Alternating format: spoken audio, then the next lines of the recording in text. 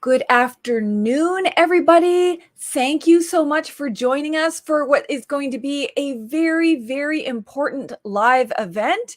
This isn't a series of lectures. This is going to be answering all of your questions about a really important report that came out just recently.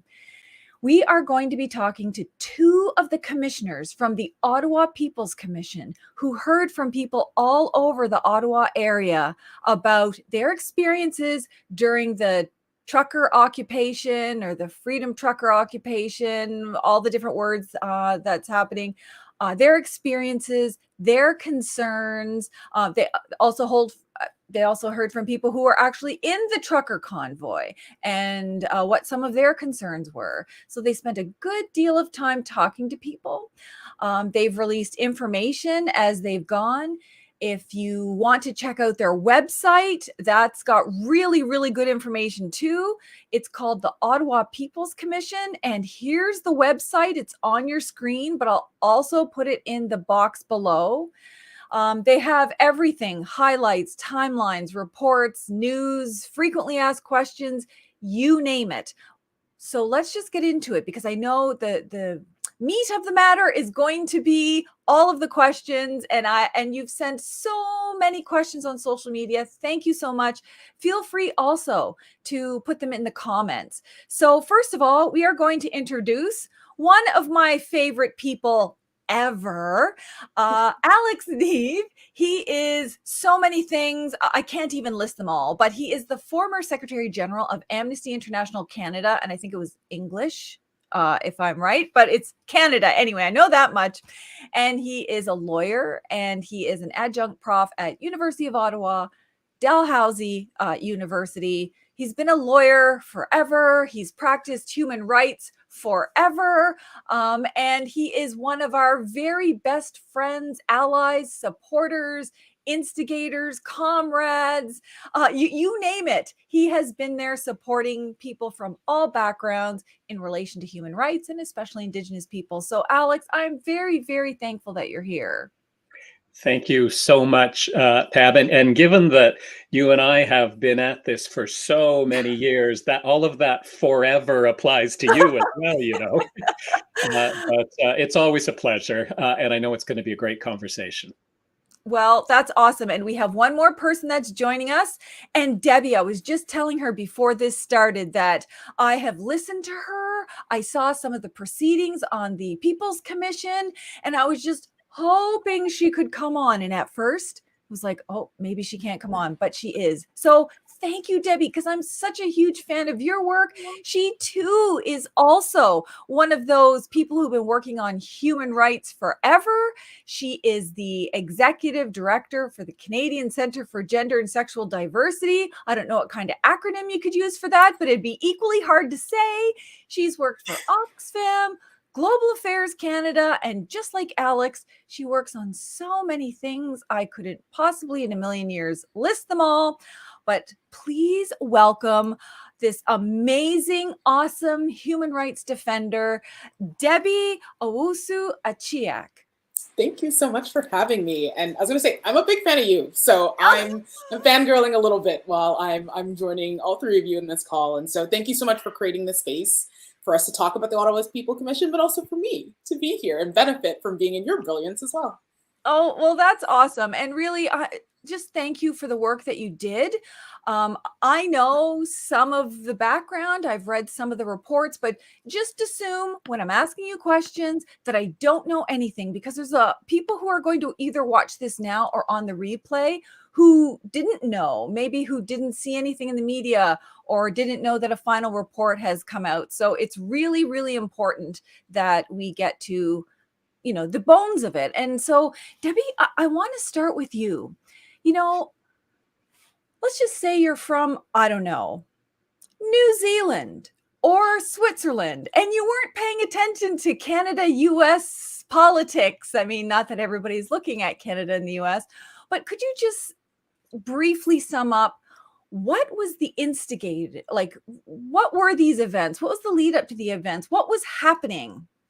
Oh, that's a great question. And I think there's so many different ways to look at what was the genesis of the occupation. But I think it's important to start with what all of us were experiencing was that we were living through a pandemic. For many of us, we had to make really tough decisions, encouraged through public health advice around staying at home. There were mandates around vaccination, and this impacted everybody. But we know through some of the resistance and protests that not only here in Ottawa, but across the country, and some of even the rhetoric and public discourse around pushing back on mandates, that there was a growing movement tied to other movements in the country around what people would maybe phrase as maybe government overreach on mandates that kind of led to a galvanizing of support. And where it hit, I would say, this particular peak was the impact of the vaccine mandates on people within the trucker industry, especially when it came to border crossing. And so I think at this point, you know, we're now in January 2022, when Omicron has just come up again. We're in our last lockdown. Some of the more loud folks within certain spaces kind of talked about the necessity of, you know, Canada having its equivalent of the January 6th occupation of Capitol in Washington, D.C. And I think it was an opportune time with all of these many things, growing frustration of people having to go through lockdown after lockdown, people having animosity towards the government that currently is in power, people having animosity towards different levels of government and their mandates, and that this one industry where trucks are involved, and what we saw was an organized effort to send a message to those in Ottawa who Ottawa is often used as this like amorphous like symbol of where decisions happen that impact people around the world, and that a message needed to be sent to Ottawa. And so folks who have been very attuned to growing movements of far right in Canada saw that this organizing was happening. And so a lot of people, especially who we spoke to, saw that there was a lot of discussion leading up to the end of January when this convoy took place, that this was going to happen. And so people knew, and I think people had questions here in Ottawa around how the city was going to prepare for it. And a lot of people were afraid for multiple reasons because of what was happening around it. And so in terms of events leading up to it, it starts with the pandemic. Some people might even argue it goes beyond just the pandemic, people wanting to send a message to decision makers. But what it led to this point was members within the truckers industry wanting to use very like large vehicles to essentially occupy Ottawa for to push for changes around mandates around public health and vaccines. Alex, I'm curious if there's anything else I may have missed. There's so many things, and it's really yeah. What led No, to- I think that's brilliant. I think Okay. you've done an incredible job, and I guess the only piece I would add is that that ground was set as you've described, and then it kind of became a place for all sorts of right-wing, white supremacist conspiracy theories to jump in and add themselves to the mix, which I think is what then quite, because to a certain degree, if this had really just become a legitimate protest from a number of truckers who objected to government policy, bring it on. Protest is good. And when you're opposed to government policy, you should speak out. But instead, it grew to be this fatted ground in which all of this ugly, toxic, racist, hateful stuff showed up as well.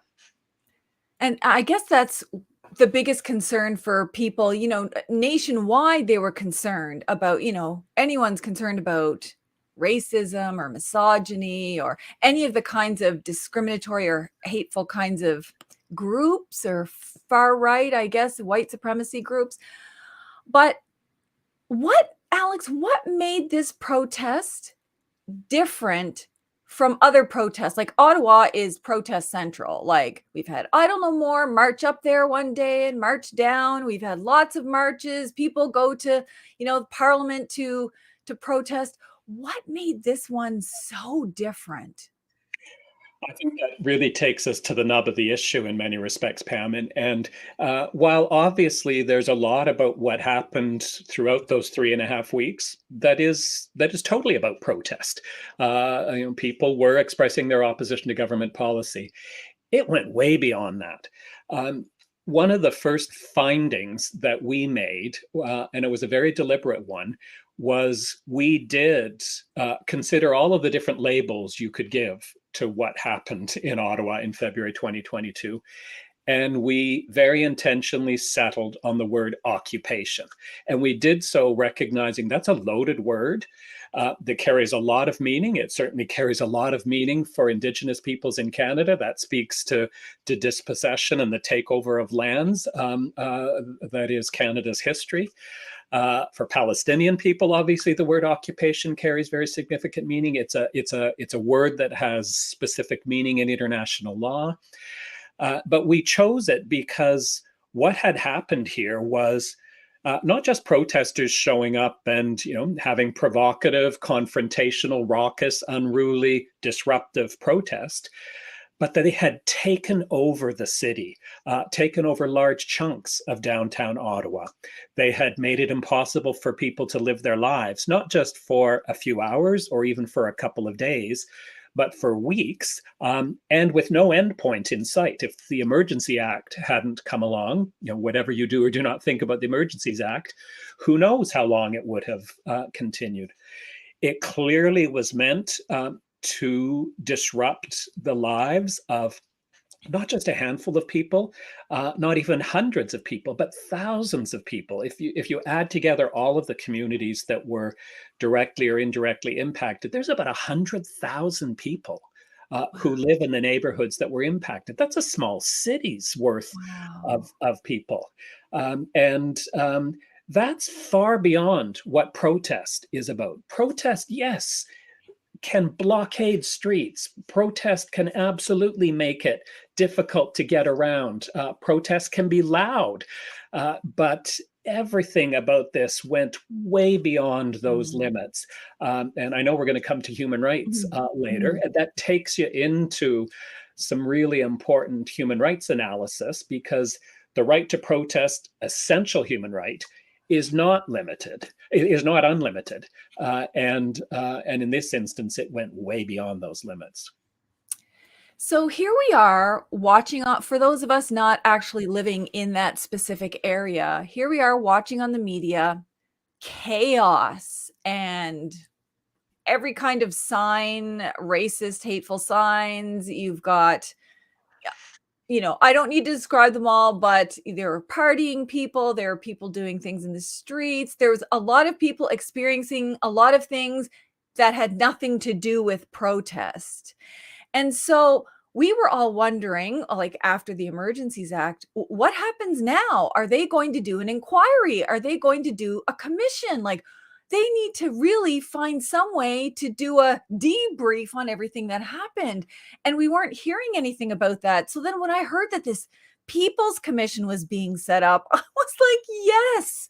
And if there was ever a case for a real People's Commission to come about, this would be the one. But how did it come about? What led to the People's Commission, Debbie? That is a great question. Because it's funny, for those of us who were in Ottawa at the time, it felt like the Emergency Measures Act was enacted, and then everyone just forgot about the convoy and had moved on to the next issue that was impacting the world at the time, which was pretty major, which was the Russian occupation of Ukraine. And almost like we're like, this happened, and we moved past it. And a lot of the focus ended up being on the actual Emergencies Act in itself. And we see that in terms of the response from decision makers and from those who are in the Ottawa circle around what that meant in actually ending it.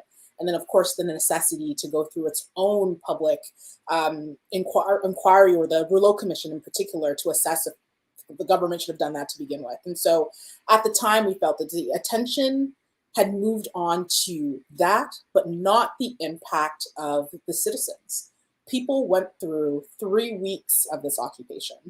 And what many people felt, especially the grassroots group behind the Ottawa People's Commission, people who were downtown, who were impacted by this directly, people who may not have lived downtown, but are engaged community members who saw what their community members were going through, people who were involved in stepping up leadership-wise when our official decision makers weren't there, felt like what people went through wasn't actually being heard, and that there needed to be a space and a mechanism to ensure that healing and justice was going to be brought forth to the citizens of Ottawa. And that essentially is the heart and soul and how the Ottawa People's Commission came to be.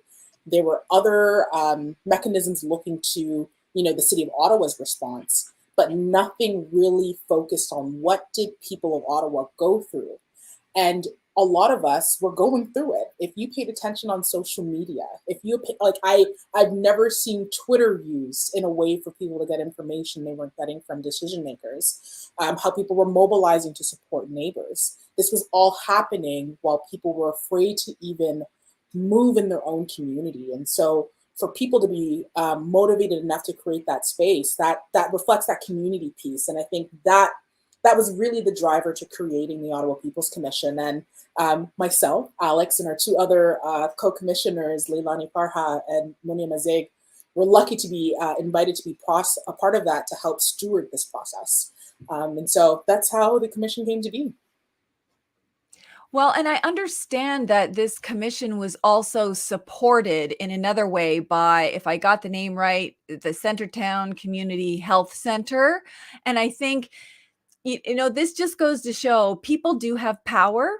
I'm not at all surprised that human rights activists got together, people who have experience in the international and domestic human rights world, and that a health center would come up and say, this needs to be supported because, as I'm sure we're going to hear, this impacted people's ability to even get health care. And that was very serious. So Alex, maybe you could take us through so it's, you decide to make a People's Commission. Then what? How did you decide what's going to be our scope and what's going to be the process and all of that good business? Well, I think what is so wonderful and powerful about an initiative like this, as Debbie has just so aptly described, is that it is coming from the people. It is coming from the community. It's grassroots. The very inspiration to hold it comes from the community, and thus the direction and the guidance about including what its mandate needs to be, what its approach should be, who should be asked to serve as the commissioners, all of that is really shaped by the community. And that is what is so important about an initiative like this. As Debbie's laid out, its origins do come from the community feeling left out, certainly left out and abandoned during the convoy, but also then left out and abandoned during the reviews and inquiries that are happening afterwards. And so seizing that agenda and making sure that what is shaped is going to be responsive to what the community's experience during the convoy was. But more importantly, as Debbie noted, that healing and accountability and justice imperative that people felt so strongly, that the Commission's mandate and approach would be set up to meet that need. And so that's how we've rolled, and it's really given us, I think, a tremendous sense of legitimacy, because it's not just the 4 of us who got together and decided, hey, I know what we should do. Let's hear from some people and write a report about the commission. Instead, we've responded to what the community needed. We've listened to community voices, and in the end, have prepared reports that reflect that community experience and insight. So important. And Alex, I'm just going to stay with you because for people who don't live in downtown Ottawa or weren't paying attention, some people are not on social media, can you talk about some of the experiences that people shared with you? Because I think, like you said, it goes beyond maybe the annoyance of slow traffic in a protest, but there were people coming forward to human rights folks all across the country saying, I was assaulted or I couldn't get to my medical appointment and things like that. Are those the kinds of things that you heard? Oh, completely. In our first report, which was issued at the end of January, what we primarily did at that point was provide a comprehensive and very powerful compilation of people's own voices and experiences. There's some analysis from us, but overwhelmingly it's direct quotes from what people went through. And I would really recommend that report because it gives a very clear and very personal sense of what people were going through. We reached a number of overarching conclusions about what people's experiences were. As I already said, we came to that conclusion that this was an occupation, and there's a lot in terms of people's experiences that is involved there. That's the sense of people not being able to live their lives, having their freedom of movement completely circumscribed, really feeling kind of terrorized and blocked, such that they essentially became prisoners in their own homes. Our second was that although the convoy organizers always insisted that this was a great celebratory, peaceful affair, and that and even police at times were characterizing it as mainly peaceful, we found exactly the opposite. We found that this was violent, and violent in a whole host of ways. Certainly, there were acts of physical assault. People were accosted, were beaten, were pushed, frequently had masks ripped from their faces. People with disabilities and mobility challenges, even while they were out in their wheelchairs, perhaps near their home, had their wheelchairs taken over by participants, and they were sort of taunted and pushed around. So there was a lot in just that simple category of what we think of as physical assault. But it was violent in so many other ways as well, Pam. And you've highlighted already several times the racism, the hate, the misogyny, the homophobia, the transphobia, the anti-Semitism, the Islamophobia, the anti-Black racism, the anti-Indigenous racism. There were so many expressions of that, sometimes very directly in flags and banners. Others were taunts and insults that people were receiving directly in the street. We consider that violent. That's words and symbols, but there's nothing peaceful about that. Certainly the conduct of the participants. So I think a lot of people have heard about the agony of the unrelenting high decibel truck horns, which were nonstop for many days in the early parts of the convoy in particular, and were at levels that caused torment, that caused pain, that caused mental anguish. We consider it to have been a tactic that amounted to sound torture, and that was horrific for people. Engines that were left idling endlessly, such that diesel fumes were constantly seeping into people's homes, sometimes people with respiratory challenges, right? The fact that because of all of this, a whole host of services and programs that are essential to people's survival. One of the things that I think people need to realize is that the makeup of especially the Centertown neighborhood, but the other impacted neighborhoods as well. I think a lot of people assume, oh, it's downtown Ottawa. That's where there's a bunch of high-priced condos where MPs and diplomats live. It's a community in Ottawa with thousands of residents, and where there are large populations of people with considerable vulnerabilities and marginalizations. It's the highest percentage neighborhood in Ottawa, for instance, of people with disabilities, a significant number of elderly people with fixed incomes. And because of the impact of the convoy, programs that are essential, paratranspo, which is essential for people with disabilities being able to travel to medical appointments, for instance, canceled. Food distribution programs, canceled. Social services programs operated by a lot of Indigenous organizations, canceled. You can go down the list of things that were canceled. Those aren't just, oh, that's a shame. I like going to that program, or I'm going to miss that program. Those are programs that were essential to people's survival, and we're no longer on offer. We could go on, but those are some of the examples.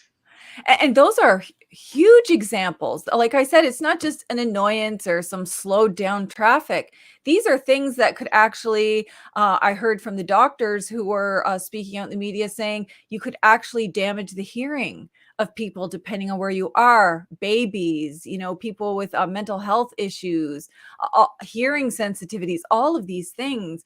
Now, Debbie, one part that I didn't realize was that there was a number of Freedom Convoy people that testified as well. What were they saying? Why were they a part of this People's Commission? Yeah, that's a great question. And I think it's also really important to mention that. I think oftentimes people hear the Ottawa People's Commission and there's this assumption that we only want to hear from folks who had negative experiences. Actually, at the core of the framework is wanting to hear how the convoy impacted people. But we never talk about the nature of what that impact actually looks like. It's what people tell us. And again, referencing that first report on what we heard, we actually dedicate an entire section to hearing from people who actively decided to attend the convoy as a participant, those who had positive experiences or interpreted the convoy as having a positive impact on community. And some of the things that we heard, I think, especially when we really, really get to the crux of it, is that some people felt that they lost access to community by virtue of the mandates that were implemented, whether it be lockdowns, whether it was vaccine mandates. A lot of people interpreted it as a loss of their access to their own freedoms. We hear that term a lot. And, this was an interpretation that we heard from people who had a positive experience. We heard people who said that they actively decided to go because it was that celebratory party, some of the messaging that we hear, it was that opportunity for them to enjoy that for the first time in a long time. For some other people, they saw it as an opportunity to send a message, to send a message that they were unhappy with some of the policy choices around the occupation. We heard from someone who was a business owner whose business was impacted by vaccine mandates. We heard from someone who was a public servant who wasn't able to maintain their role in their job because of the vaccine mandates. We heard from other people who felt it was actually necessary to maybe not be as forthcoming in the intake process because they felt that we were screening those folks out. But no, we wanted to hear from everybody. And from listening to what these people here shared with us, it goes back to one of the first things that Alex mentioned around human rights. The right to protest was not what we were looking to dissect. That was absolutely upheld during the occupation, and that is definitely something that I hope people see from that section in the report. The linkages there. It was the other human rights components that was really interesting to see, and that juxtaposition I think is a really interesting one for people to read and take whatever understanding they want from it. And so in some ways, this was a space for those people too to be heard. And we were able to provide it and interpret it as such, that there are actually other things from a systemic perspective that we need to consider that mitigate things like isolation in our community that may have prevented something like this from happening to begin with. Okay, well, let's get into the findings because you did this whole process. And how long did it take from start to this final report? I'm sorry, how many days, weeks, hours? Well, we started our hearings in the third week of September. we had our last hearings on Human Rights Day, actually, December the 10th. So that's about maybe 4 months. We did also, though, continue to have a few targeted meetings with some key folks in the first half of January. So that portion of the hearings, community meetings, written submissions, and some other meetings was maybe around 5 months in total. And it's worth noting that in the span of that, we heard from well over 200 people.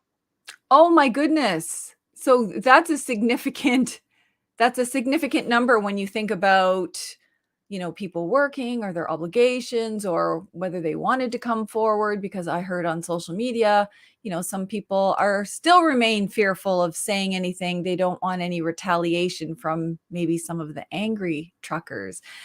But let's move to the findings, because you all did the 5 months. You met with people, you heard from people, you had written submissions. What are some of the key findings that you think, we might not be aware of? Oh, sorry, Alex. Sorry.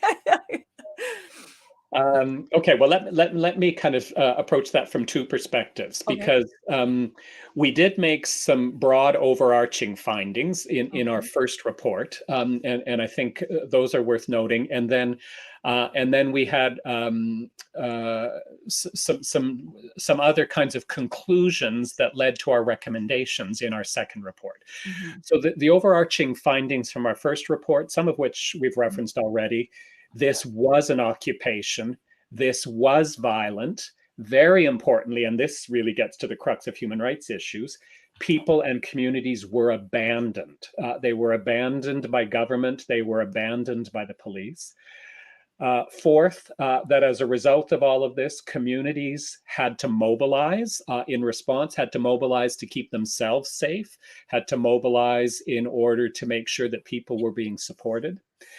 So those are kind of the overarching findings from the first report. In the second report, we similarly reached a number of findings that kind of lead to our recommendations. So the first was, this was all about a failure and absence of human rights. And when we get to the recommendations, we have a lot to say about how non-existent, really, a framework and a real commitment to human rights is at municipal level in the city of Ottawa. So human rights is that first piece. Secondly, that this really pointed to some major deficits when it comes to leadership and civic engagement within the city of Ottawa. Thirdly, and this I guess is the more operational side of things, that there were some big problems with emergency response. We talk about kind of the responsiveness deficit, and that there's, so that some of what needs to happen here is at that level, fix the mechanisms, the plans, the institutions for how emergencies are responded to. And then the fourth, and this picks up on some of what Debbie was just talking about when she was describing our engagement with Convoy supporters, is we've made a lot of findings around the absence of meaningful space for dialogue and community building in society, and that has really become problematic as society has become more polarized, as there's become more space for extreme white supremacist and racist views and mobilizing, as communities have find themselves kind of more and more in echo chambers and silos where there's no engagement, etc. There's a lot in that space. That's about addressing hate. That's about opening space for dialogue, even perhaps through other people's commissions in other sorts of situations. So that's a broad overview of the findings. And very important ones. And Debbie, what I want to ask you really is, now that it's, now that you had all the hearings, now that you heard from people, now that this community has pulled together, do you feel like the community is stronger having come together? Do you feel like the end result is a positive, some like a really powerful way to move forward in understanding what happened and the impacts.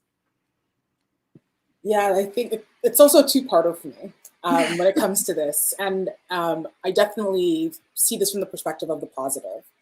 I think there were things that we saw during the actual occupation itself that, as someone who's been a resident of Ottawa for 13 years, was probably one of the most refreshing things to see from a community mobilization piece.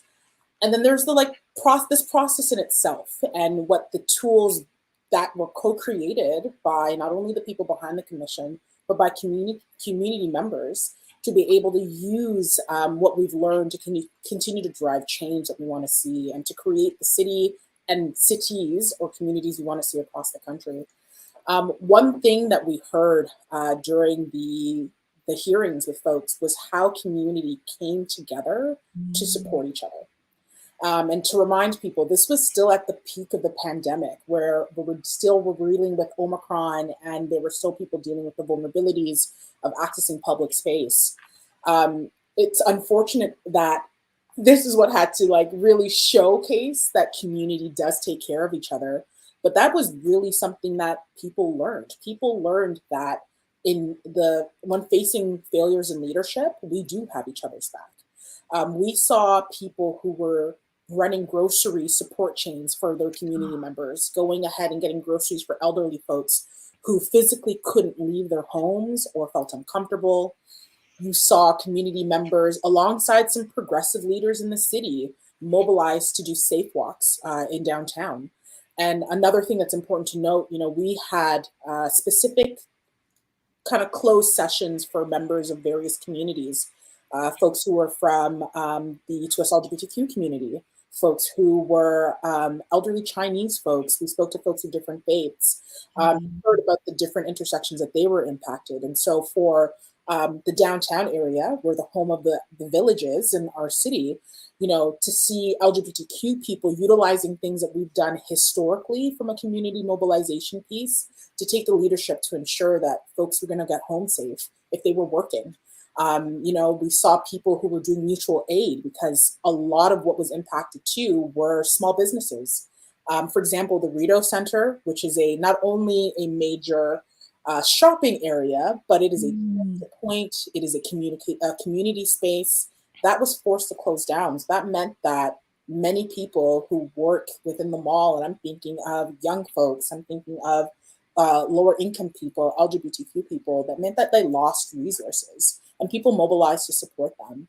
And so examples like that showcase that our community here in Ottawa is capable of supporting each other, including literally putting our bodies on the line to keep our community safe. And for those who are unaware, what has been appropriately titled the Battle of Billings Bridge, at some point, community members got so fed up in the inaction from community that they physically stopped more trucks from entering the community.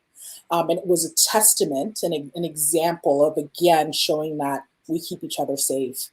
And on the second part, I think that this process in itself, the Ottawa People's Commission, that is community driven, that has required much volunteer time, much people power in getting the word out, that it wouldn't even exist if community members did not have the bravery and the vulnerability to share their stories and come forward. This wouldn't even happen. And now we have these tools, these reports to hopefully drive future policy change, but also to, and I like to, as a history nerd, talk about it as an archival project, literally just tell the story of what we went through as a community, as a way for us to just do that collective memory and collective remembering. And so this absolutely has showcased what's capable in making the community closer. And I think it'll serve as a reminder that we can do this and we have done it before, and that we should continue to push back at the mechanisms that do want to splice us and keep us away from each other, because it serves a purpose. And think back about these times and these examples to ensure that we remain close. I love this. I love that this happened. I think it is an inspiring thing that you did, that the community did, that there is always hope in community. We don't have to just sit by and watch politicians debate whether or not there should have been an Emergencies Act, that we can turn the focus back on one another and see if we're okay and find ways to make it okay.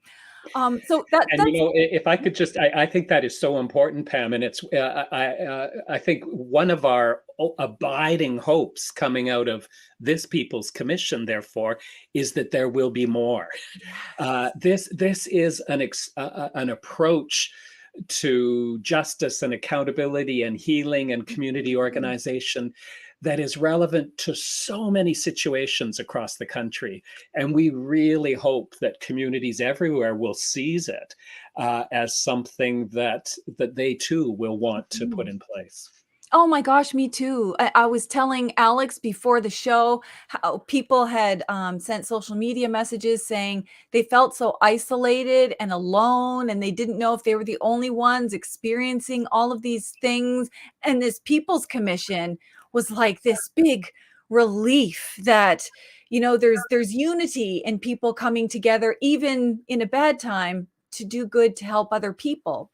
But I want to make sure that I get to some of these questions, because some of them are really, really important questions.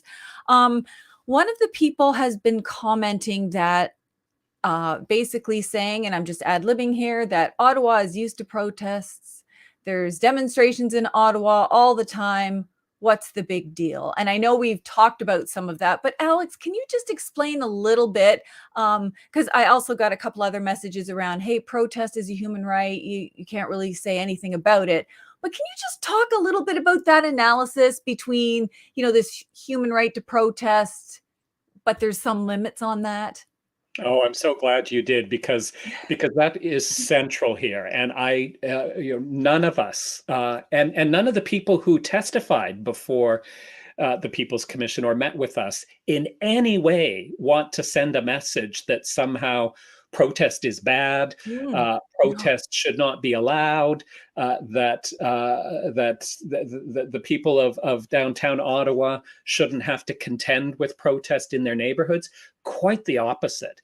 And perhaps more important than our views is what we heard time and time again from people who appeared before the People's Commission, who not just in a perfunctory way said protest is important. They passionately championed the right to protest. Many of them are proud of the fact that they live in downtown Ottawa, which is kind of protest central in Canada.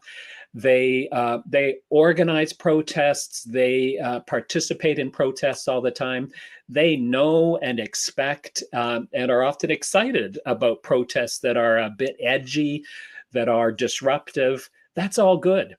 And that is all absolutely protected, both by international human rights, by the Charter of Rights, and was not disputed at all.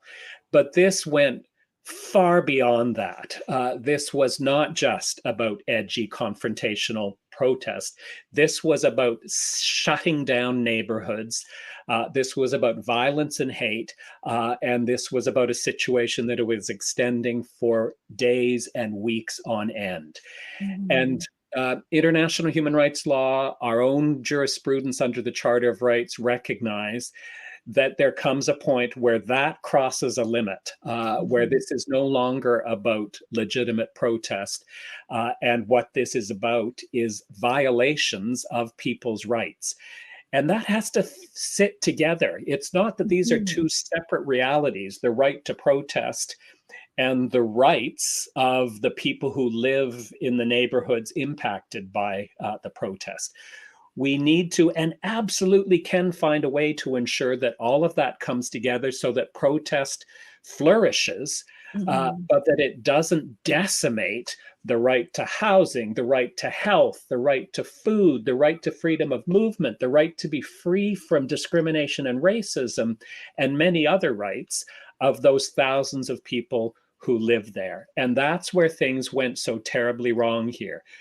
The authorities, the police, the government went far beyond what was expected in upholding the right to protest.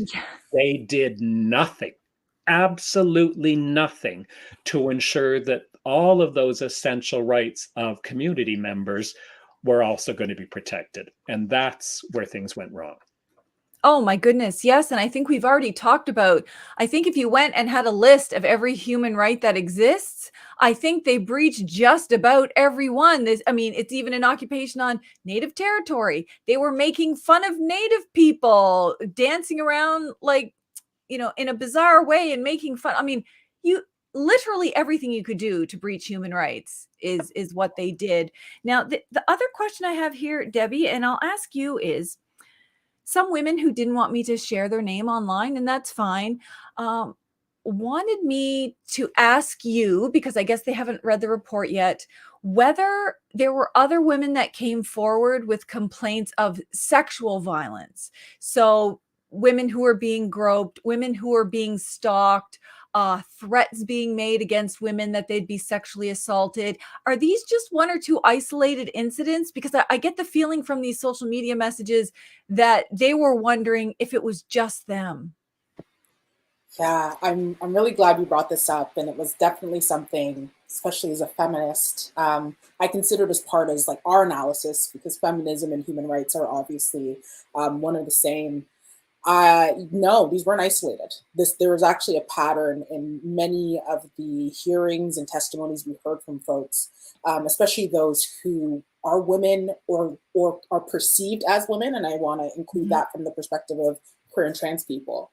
And that absolutely impacted how they were able to navigate and freely navigate their community safely at a time of occupation. And it was important for us not to lose sight of the gendered components that showed up throughout all of our analysis from the leadership piece. It was key for us to consider that men who are in leadership positions played a role in some of us not seeing a level of care from a community perspective. And one particular leader that people spoke very, very fondly of in terms of actually showing community care is not a man. And I think that that was important for us to note, that particular theme. It was important for us to note that sexual comments or misogynistic comments was weaponized when women who were walking with their masks on were trying to go get groceries. It was important to note that our municipality has a responsibility to ensure that sexual violence and sexual harassment doesn't occur, and especially at a time of crisis, but that was not upheld. And so for those who are listening and who have questions and those who've sent you comments, I want them to know that they are heard and that their experiences are 100% valid, and that they were not alone, because we've heard from many, many, many folks that was definitely something that they experienced. And I think when we think about what these reports, what we hope that they're going to do, we're hoping that this will create opportunities for decision makers to really think about the ongoing need from a gender perspective and a feminist perspective to confront how this stuff happens in our communities. So yeah, I just wanted to affirm that it was absolutely something we heard. Yeah, because I always think about, what now? What about the aftercare for all of the people that suffered in a wide variety of ways? I mean, some nurses weren't even able to get to hospitals. Some people couldn't get their cancer treatments.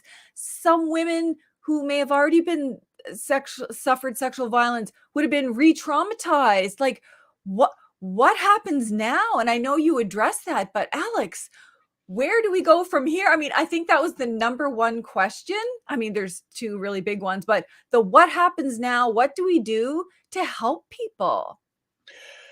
Absolutely. I mean, what could be more important than that question, really? And there's many things to say in response, but let me say two things. First, I think that that piece you've highlighted about the fact that there continue to be, I think, as you described it, aftercare needs. Here we are 14 months later, And I know that those needs are still extensive in the community. People were deeply traumatized by what happened. People experienced physical and mental health setbacks and challenges, and nothing's being done to ensure that those get addressed. There's no resources being made available beyond what overstretched, social service agencies and community groups are trying to piece together. There's no compensation or redress being provided to people for, number one, the financial losses they incurred. People were unemployed for 3.5 weeks and at best maybe got a few days of employment insurance to cover that. They had other financial expenses that were incurred because they had to leave their apartments, or they had to buy things like noise canceling headphones to try to cope with the horns. No compensation for any of that, and no redress for the harms people experienced. Harms that have two sides to it. Obviously, that were directly caused by what the convoy participants were doing, but were then exacerbated and unaddressed by the fact that the state abandoned them.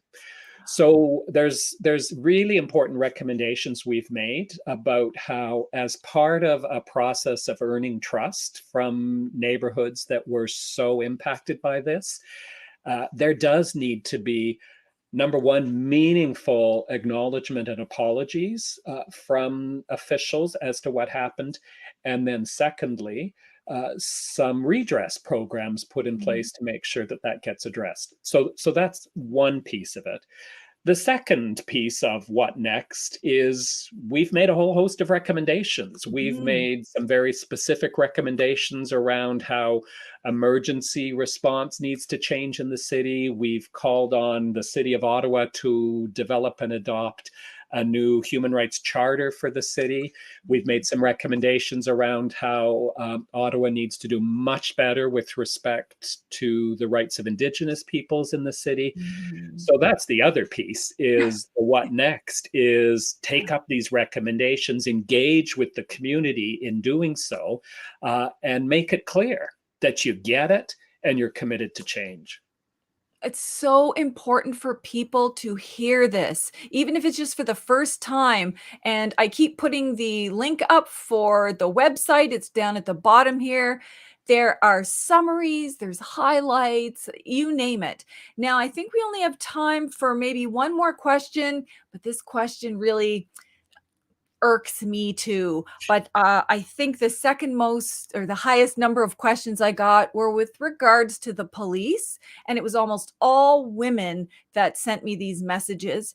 And so their comments were, I called the police when I was being stalked or assaulted, and they didn't respond. I called the police and said I had my mask ripped off, and they said, well, just don't wear a mask when you go out. We called the police and they wouldn't answer, or we never got calls back. And it left them in a state of, what if something worse happens? And then, kind of in the same lines, those same people said not only was that happening, but on the media, they saw police officers hugging truckers. They saw police officers coming up with their own websites, being anti-Trudeau and anti-mandate and go truckers. They were putting videos on social media. So then they didn't know, they weren't being safe with the truckers. And now are the police also not safe? So I don't know which one of you might want to answer that, but it's one I'm interested in too. Yeah, Why don't you start, Debbie? Yeah, I can start with this one, and I'll start from one of the recommendations that we have that's in the second report that I highly encourage people to take a look at.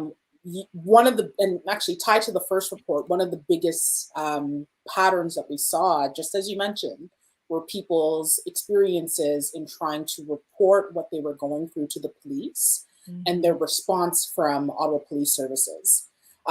Bearing in mind, the downtown area, just due to the different jurisdictions and how they intersect, there are multiple levels of policing that were impacted during the convoy, from RCMP to Ottawa Police Services to the precinct that's around Parliament Hill.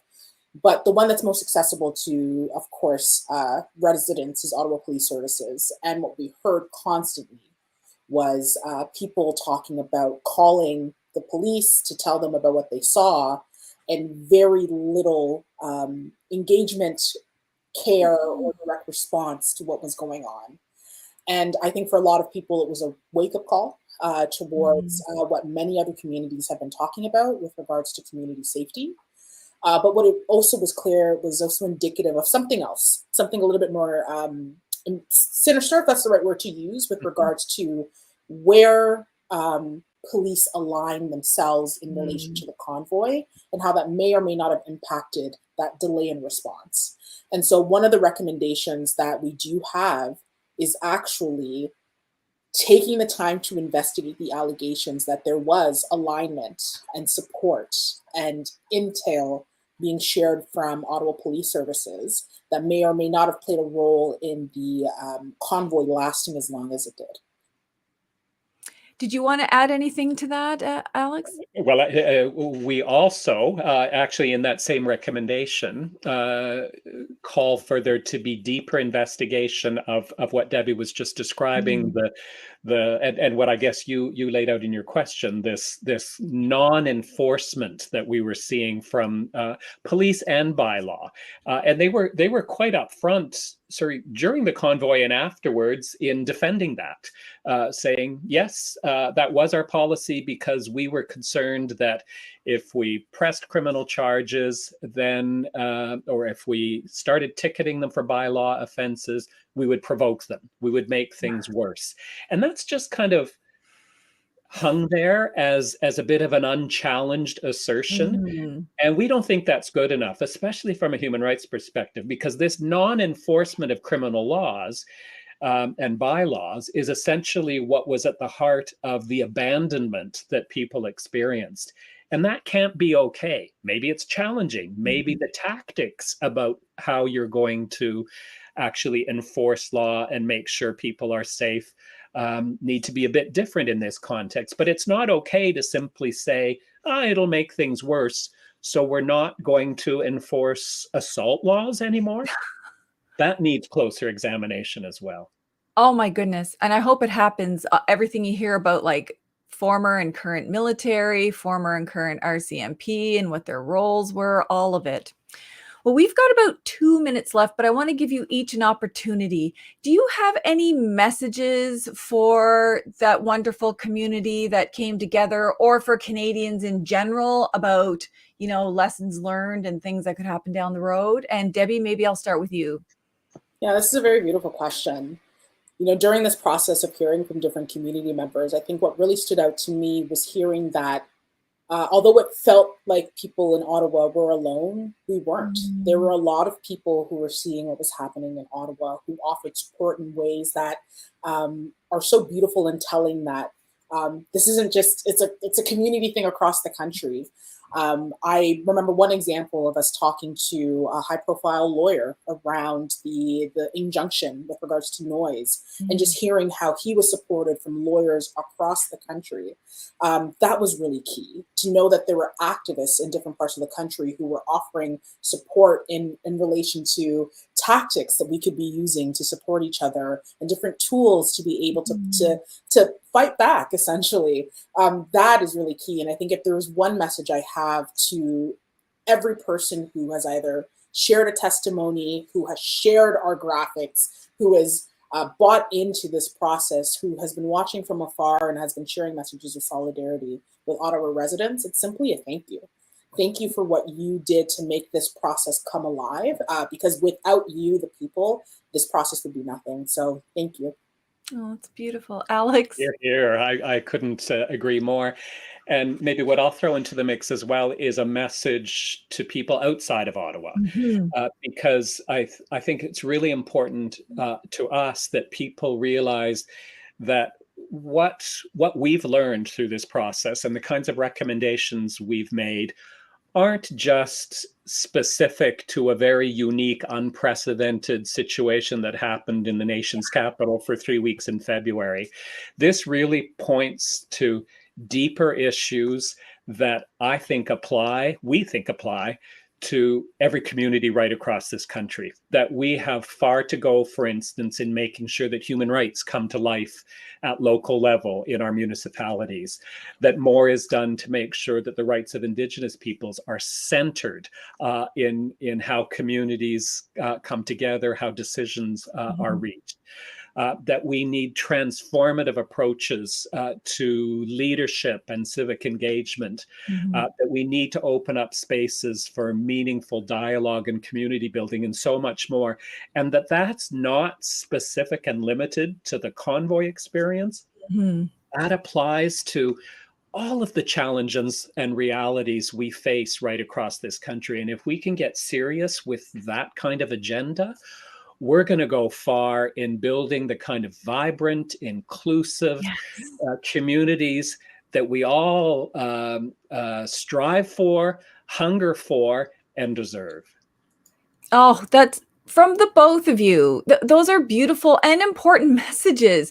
You know, what if the next time it's even more serious and we haven't resolved any of these problems, and it doesn't just have to be in Ottawa? So thank you both. Thank you to your co-commissioners for doing this. Thank you for your commitment to human rights in general. I know we all benefit from that.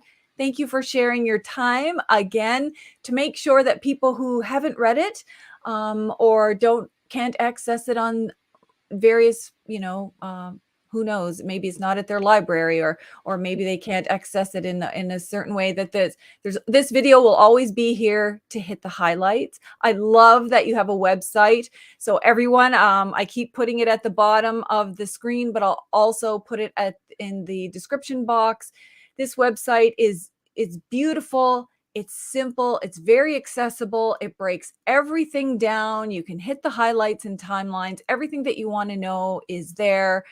Thank you so much for doing this and for answering people's questions, because they were just burning. Like, some people were very emotional, giving these questions. And so it's really important that you answer them. Thanks for stepping up when leaders didn't.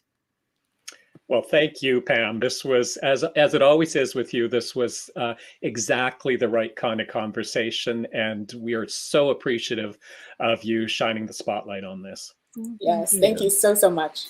Okay, well, hopefully I'll have you again soon when we see their action plan on how they're going to address this.